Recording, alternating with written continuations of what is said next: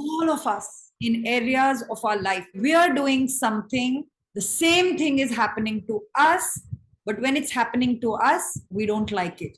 And it's a beautiful indication for where the stagnation is, and that metamorphosis is not happening. Many facets of our life, many relationships, many aspects of our being, many I have conquered, many I'm in charge of and have absolute control over. Some areas in my life which are not working as per my command that I want this. I want to have this peaceful equation. It's not happening. I want to have this healthy equation, but it's not happening. I want to have this successful, joyful abundance in this, but not happening. There are areas. The idea is, what do I do when I land up in that space?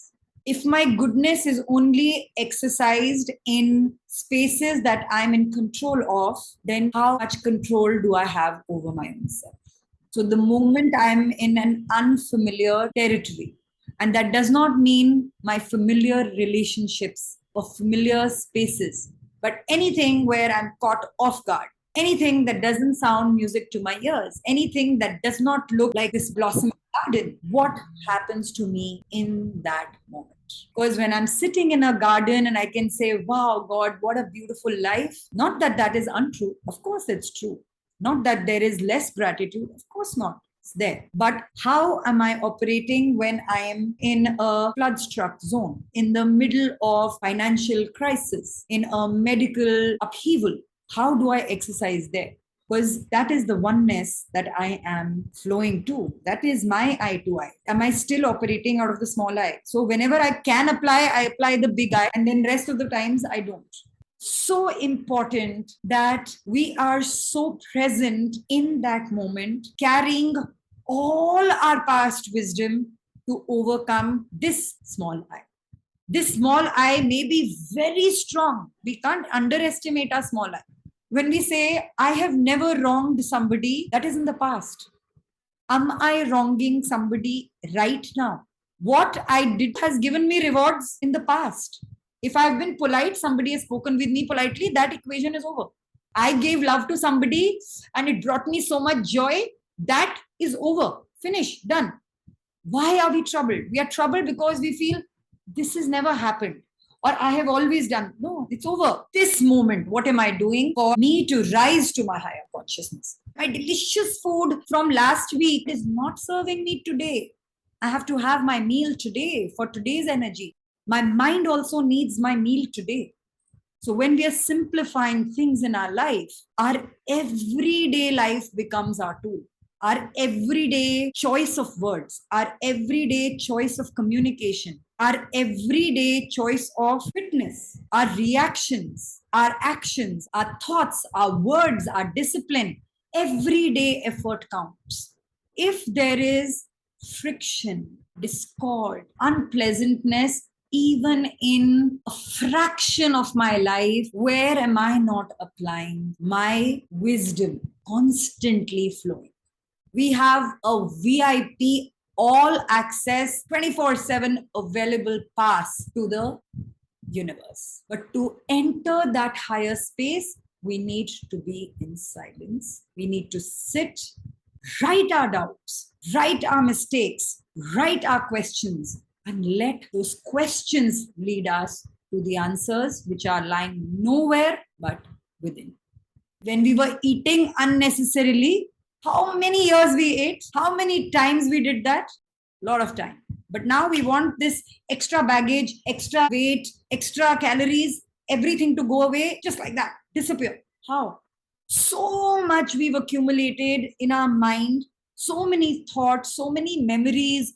I'll remember this. I will not forget this. So many things people have said or done. How much storage we've given. Number of trunks and cupboards, all in our entire body.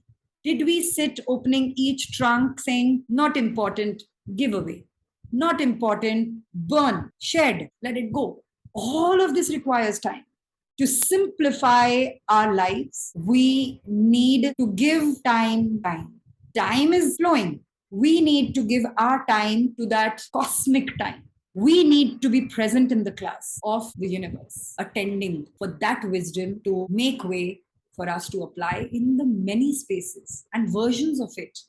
So, three beautiful highlights that are standing out right now: time management, a certain discipline coming in there, managing your time better because you want to achieve more, which means you're amplifying your productivity. You need more time to do everything, and there is no more time. There are 24 hours, and that's what it is. We're not going to be given extra hours because, oh, we are feeling more enthusiastic or more vibrant, more energetic. No. Everybody in this world gets 24 hours. The lazy person also gets 24 hours to laze as much as they want, but the cap is 24 hours. And even to achieve things, to do things, we have 24 hours. If I want to do more, experience more, grow more, I need to manage my time better. Very simple, but a lot of effort required. So the alarm clock is going to ring, but it's only a reminder. I still have to make my effort and move. It's only a signal. We still have to act upon it. One simple thing to do: time management, to amplify our energy and productivity more. Coming to emotion management. Not every time are we going to land up in experiences or in situations where we are going to experience the emotions we like to experience. So I like to experience joy and calmness and happiness and all wonderful things. That's my choice. But the situations around me, people around me, things around me may not support that. There may be certain news, certain information, certain advice given to me, certain arguments thrown, certain events unfolding in a certain way, not quite matching what I like to do. But in that moment, I will still have the choice to activate the emotion I want to work from. So it's a chaotic situation, turbulent argument, some unpleasant words thrown at us, anything that is not quite matching our happy frequency. Now I activate my power. I am still peaceful. I am still choosing calmness. I am choosing acceptance. I am choosing forgiveness. I am choosing resilience. So I still have the power to choose what I want to feel. I may not have control over the others' emotions, others' words, others' actions. May not know, 100% I don't. But when I operate from that space of balance, then I'm also ready to listen to the other, reflecting on where I've made my mistake. So one is that, okay, let them say what they are saying. I am singing my own tune. That's also demeaning the other's expression, because that's also a guidance for us to grow. If I have made somebody feel otherwise, one way to look at it is, okay, that's their problem. I am still calm. But now we are not just staying with that I. Yes, I have to first operate out of my calmness, my peace, my balance, to not become part of this Mahabharata. So I'm stepping out and working on myself, working on my breath, being calm, listening, shutting up, let them complete, let them at least say what they want to. Let me at least be open to the communication. If I want to resolve something, do I just want an artificial thing created? Or if it's real, then I must be able to deal with real emotions, real communication. So am I ready to listen? And then am I able to reflect, saying, where can I still make corrections? Even if the other is wrong, even if what they're saying is not 100% correct, but 0.01% also of me being instrumental in causing pain, discomfort in another, what can I do to even change that part of me? Which means my intention may have been great, but is my communication matching my intention? So my words may have been truthful, but perhaps the way I communicated them hit like an arrow. They did not actually serve the purpose. I wanted to genuinely tell the person, hey, you need to improve on this. But I ended up actually making them feel lesser. So my intention may be to motivate them and encourage them and come on, you can do it. But the choice of words, choice of tone depleted their energy further. So the idea is, if I have sown the seed for a mango tree, ultimately mangoes should come out. But did they? And if they've not, what do I need to still do? I'm not bothered about others' corrections. I'm bothered about mine. And that will only and only come through my emotional management. If I get so embroiled and stuck up in my emotions and, oh my God, how can you say this? How can you, whatever? Then there is no way I'm going to deal with more things. How will I grow? So we have time management, we have emotion management, self-management. We are making assumptions for good things and bad things, for happy things and not so happy things, for participation or lack of participation. We just assume things on behalf of others. They've not even done it. They've not even said it. They've not even behaved so. I'm assuming and working with that. So then what energy will get activated? Even if they want to do something, my frequency is not matching. Can I let them take their action? Can I let them respond their way? This is what I want to do, and this is what I am going to do. I'm going to honor my feeling. Something is emerged in me, and I'm going to go ahead and do that. I'm just going to keep it that simple. It is one thing to, again, want a certain life, but it takes a lot of effort. A lot of work is going into it. And if we are not going to pat our backs, if we are not going to support ourselves, how are others ever going to see it? However, here there is also a beautiful underlining ego aspect. Do I appreciate myself so much? And do I just stay in my lovely bubble and wonder that I don't even actually realize where my growth is? So we also have to balance that, because the small I and big I are like two sides of the coin. The same thing can empower us, and the same thing can also make us operate out of ego. So that balance, appreciation is important. But am I only appreciating myself? Or if I am now learning to appreciate myself, my overall vision is that of appreciation, and I'm also appreciating tiny things, big things in others. Then it can't be just for me. If I want to be spoken to politely, respected, am I also doing it the other way? So if I am sharing my light, sharing my wisdom, sharing my knowledge, am I also paying attention to embracing more knowledge, embracing more light, embracing more love? Because if I'm not open to that, which means then I have it all, then I don't need anything. So we have to beautifully balance both aspects of our being. If my sole goal is to be whole, I cannot live in fragments and in pieces. And how will I be whole? If I don't want to be judged, am I judging others? If I'm judging others, then do they have the right to judge me? Okay, let's sit with this. If I'm being rude or arrogant, do I want that done to me?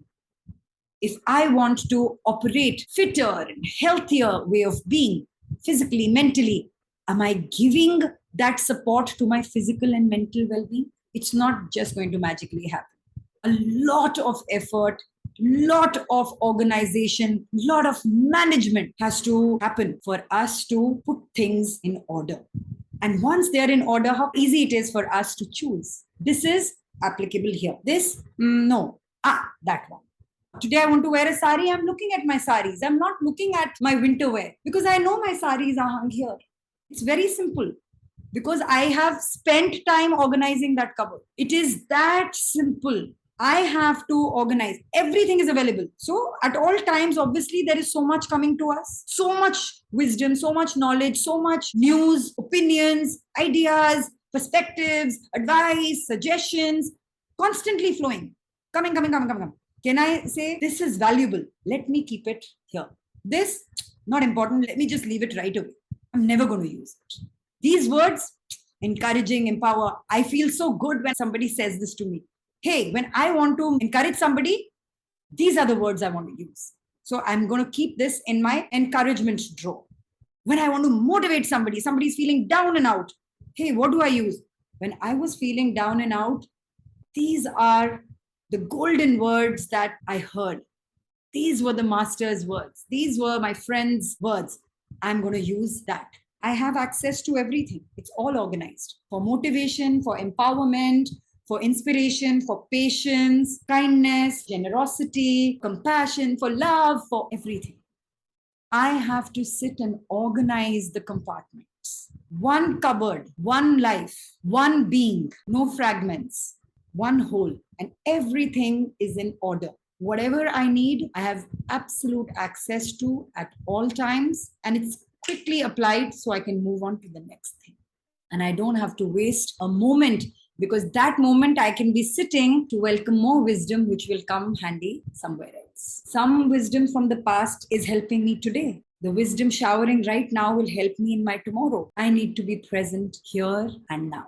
I need to focus on how I'm feeling right now. If right now the starting of this moment is beautiful and starting of every moment is aligned, automatically the journey is healthy. It's my responsibility to simplify things for my healed and healthy journey ahead. Nobody is responsible, only me. How? Wow. My journey from how to wow. Simplify, amplify.